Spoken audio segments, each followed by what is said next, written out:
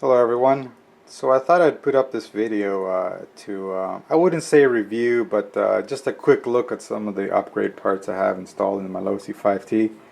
I've been getting a lot of questions regarding some of these products I have installed, so I thought I'd just make a vid. I'll try keeping it short, but there's quite a bit of installed in this Losi 5T, so I might have to make it a two-parter. If I do make it a two-parter, I'll put this in the first vid because I know a lot of people would be interested in the dual steering servo kit I have, and probably leave the motor for the second half of the video. So just to start off, we'll start here actually. Probably best if I take the camera off the tripod. So this is the Hot Racing, it's called the Hot Racing Twin Servo Conversion Kit. I think that's what the full name of it is. It consists of this tray here with this receiver box and also this battery box here. This is like it's not carbon fiber. The description says graphite or something like that. It is really strong material. You can't bend this. It is very tough material. You know, there's some pros and cons regarding this whole kit, and actually you could say that this is the pro, because I don't find any problem with this side here, but this is a big con here, and I'll get to that in a second. But I'll start off with the pros over here. So I raced this in one race, and it performed great. I had no problems at all with it. The only problem I had was a fault of my own, where I forgot to Loctite these bolts here. So one of these links here came out, but it still worked with one of these links. Didn't realize it until I took the body off of the truck, that I noticed that one of the links was gone. But that was my fault. Didn't Loctite.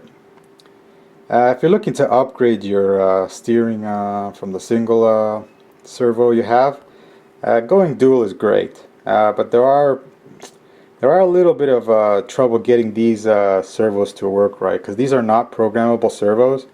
So getting them to work properly, it's a little tricky. Even now it works, but sometimes they bind up together. I mean, I imagine they're exactly the same servos, but one might move faster than the other slightly, and that's when they start to bind up. It's tough getting these links to work properly, and I've never adjusted these because these came straight like this. And I probably wouldn't touch it because I like the way it's working, but I do have slight binding issues with that. And I tried correcting it, but I really can't figure it out. It's not bad, but sometimes the servos kind of bind up. This is the receiver box here. This is great. I like this, how they have it here. You just got to remove these screws, but I mean, you never really got to go in here that much at all. So I like this, how this works here.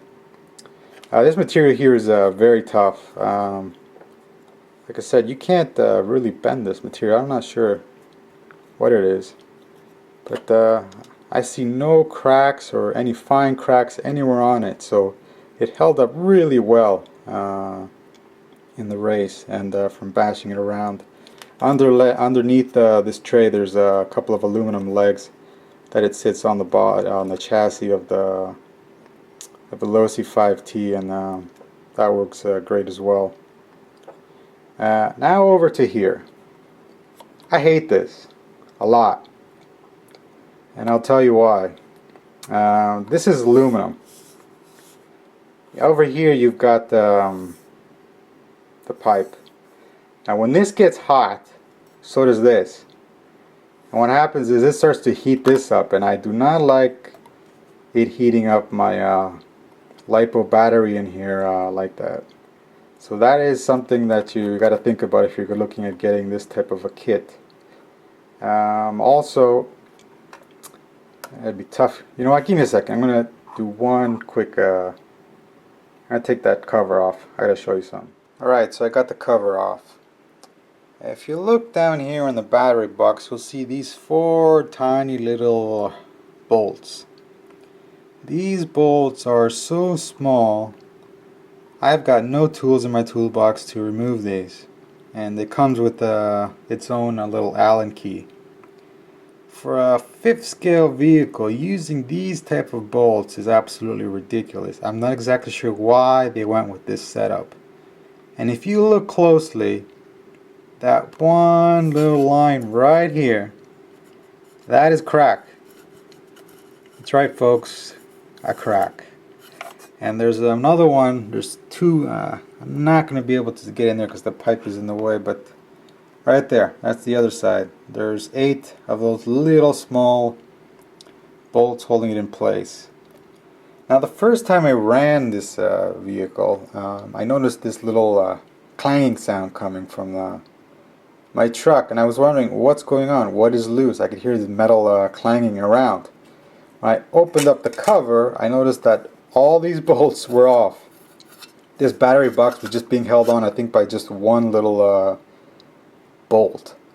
I had to Loctite that. Now here's the problem. You can't really torque these down because they're so small. It's so easy to strip that. So now to remove these would be very hard not to strip it while you're trying to remove it because they're Loctited. Because if I didn't Loctite it, no matter what happens, these will come loose. So I could not, I mean, you won't be able to remove the, these 4 little bolts. What's it connected to on the bottom is these leg posts. If you looked at my unboxing of this, you'll notice that I picked up these 2 silver things. Well, that's what's holding it on to the chassis. Now underneath is just your regular chassis bolts that come with for the battery box. It just goes on to that. But this is what's so terrible about it, is this here. I mean, this doesn't have long before it starts cracking even more all the way around, and it's the same thing on this one over here on the other side. So that's why I absolutely hate the battery box for the twin steering converter kit. Apart from that, this is good, this is bad. If you're looking at getting it, take that into consideration. I considered cutting off the battery box from the Losi 5ive-T, the tray, and doing that, or buying something else, but this is no good. And being made out of aluminum, it heats up pretty quickly. It cools down quick, but heating up your LiPo battery is probably not a good idea.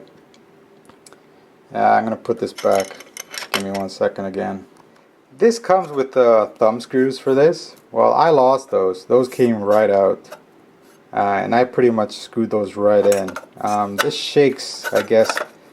The shaking on this when it's driving around probably loosened them, and I've lost them, which kind of sucks now.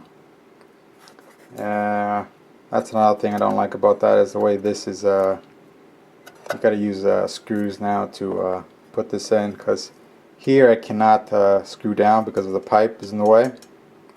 And over here you gotta angle it, so you gotta use a, you can use a ball driver, that works, but it's not as easy before when you just have the little thumb screws. Alright, enough of that. I'm talking too much about the hot racing thing. Alright, so just showing how strong this steering servo kit is, using those servos and the 2S LiPo. I'll show you here. So that's me compressing the shocks completely and just pushing the vehicle down. And that's how strong it is. I'm pushing down really hard here.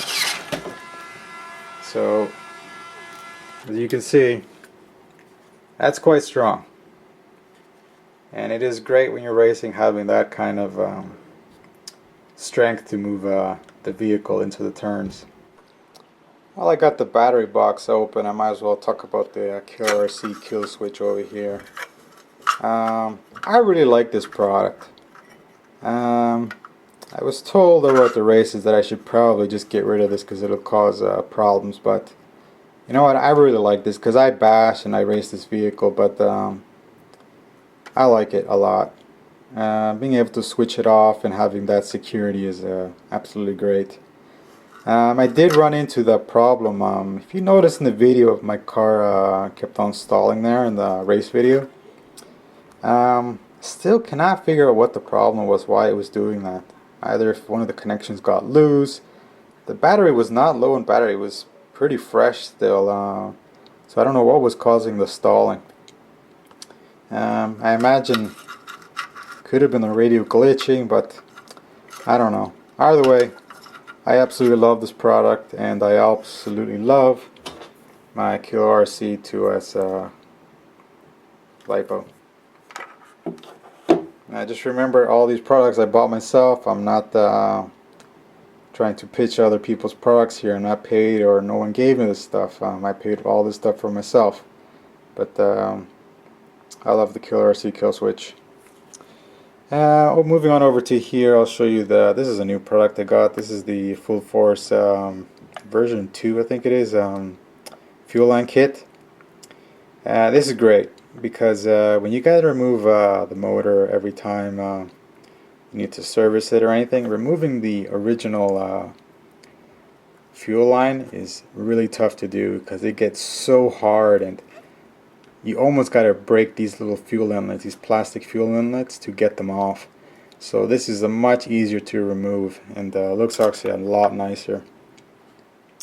Moving on over to here. Oh, you know what? I took it off actually. I had the, actually it's just over here. I just removed this yesterday. This is the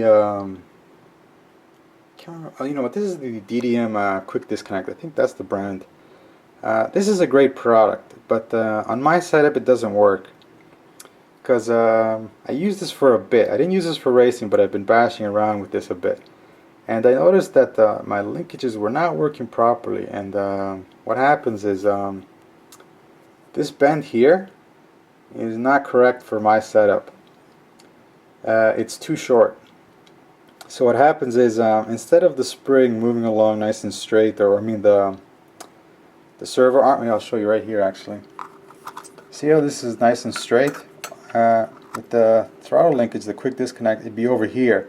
So when this moved, it would bend the rod instead of just using the spring here to take up the tension when you're braking. So this rod here would bend. So what I had to do was order a new rod. I'm gonna have to bend it myself. Luckily this is just a easy part to get, and I gotta bend my own rod so that it works. Other than that, that's a great product. I like it. Disconnecting the motor throttle linkage is really easy, and having it this way, it takes a little longer. And when you're racing and need to fix that, makes a quick fix, having that is absolutely great. New product I have here is the Bartolone mesh plate. This is new. I had it for a while. I never installed it because I didn't have. You gotta drill a hole through the clutch carrier here and that whole case there.